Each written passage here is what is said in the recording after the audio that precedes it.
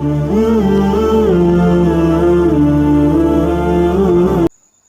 اللہ الرحمن الرحیم۔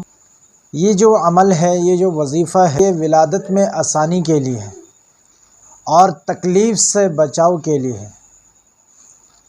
اگر کوئی عورت بچے کے پیدائش کے وقت اور اسے مشکل پیش آتی ہے تو وہ یہ عمل کریں، انشاءاللہ العزیز ولادت میں آسانی ہوگی اور تکلیف نہیں ہوگی۔ یہ جو آیتیں آپ کو اسکرین پہ نظر آ رہی ہیں، یہ آیتیں لکھ کر بائیں ہاتھ پر باندھنا ہے۔